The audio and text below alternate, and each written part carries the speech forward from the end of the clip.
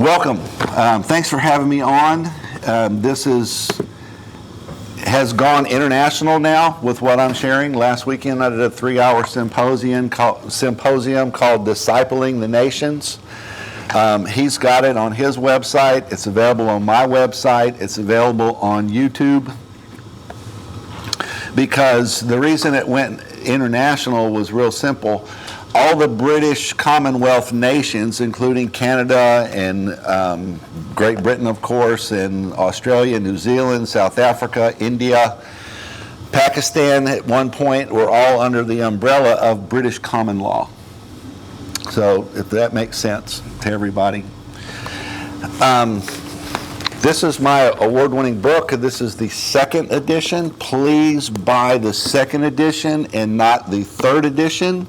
I'm doing everything I can to have the copyright pulled on that one because of fraud. So I get no royalties off of the third edition. So please buy the second edition. And here's just a little side note. If anybody knows anybody anywhere in the nation, I need two things. I need a very good literary agent, and I'm looking for a producer for a movie. I have the actual pistol that fired the first shot of the American Revolution. So I tell you things like that because my background is forensic document studies. I taught at a very elite, very private biblical research college in Kansas. I worked with some of the finest biblical scholars in the world, and bar none. And I've solved translations that I took 10 years to solve the translation of one verse. But we can tell you if a comma's in the right place. We have the birth of Jesus down to the exact date and time. And the reason I tell you that is when I research something, there's laws and principles of research to where the writer that wrote it, of course, the Bible, but it goes for any historical document. The people that wrote it meant what they wrote. We need to understand who they were writing it to, why they were writing it, when they were writing it, what was going on when they wrote it. All those things have to fit together in history. What I'm going to show you today has not been taught in American schools since 1930. The chances of you knowing any of this is zero. Now, there's about 1 million of us that do know this stuff, but that's less than 1/3 of 1%. That rounds up to zero. Right? Okay, so I'm going to start off with a little thing that we call Are You Smarter Than a First Grader? I did this show back probably starting in 09, 010, or 2010 on Sirius Satellite Channel 125. I was running for office in the state of Mississippi. I had sat down and read the Constitution of Mississippi. I had some questions that I was concerned about, and I heard this guy on the satellite radio, and he was only 40 minutes away. So I drove over to Covington, Louisiana, and I said, what am I supposed to do about these things? And y'all are this is pertinent to y'all. What am I supposed to do about these clauses in the Mississippi Constitution if I get elected? And he said, well, if you swear an oath to it, then you have to do it. Well, that just for a dirt road idiot from Mississippi, that made perfect sense. Just absolutely perfect sense. So when my time came to do a speech before my chosen party at the time, and that was at the height of the beginning of the Tea Party movement, when it was 3 election cycles ago. So I go up there, just like the dirt road idiot that most people think I was. They had no idea about my academic background.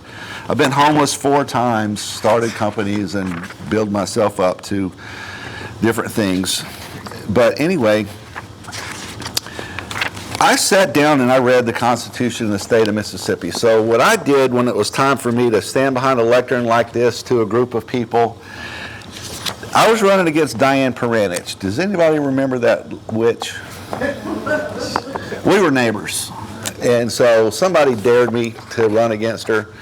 And I said, I don't want to run against her. I don't want to run at all. And they said, oh, come on, you know, you can easily win because she's run unopposed for 24 years. She don't even campaign anymore. All you got to do is put your name on the ballot.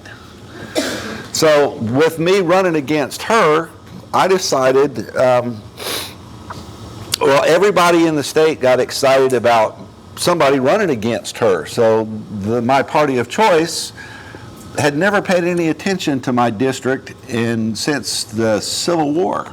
I mean, the last time an R person held that seat was right after the Civil War.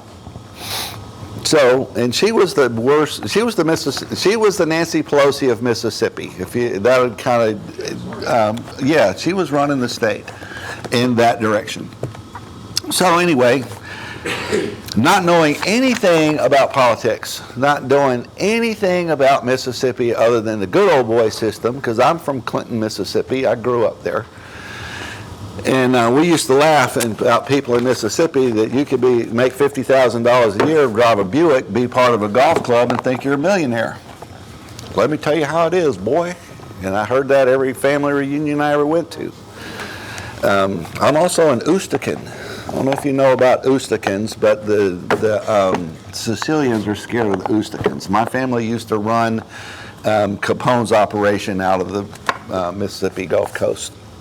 But on the other side of the spectrum, I'm a Wallace, Clan Wallace. We've been fighting tyranny since the 1300s.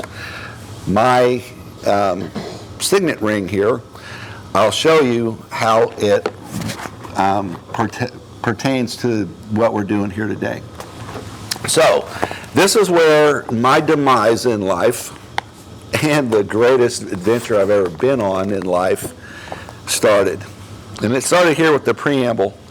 It says, "We the people of Mississippi and convention assembled, grateful to Almighty God and invoking His blessing on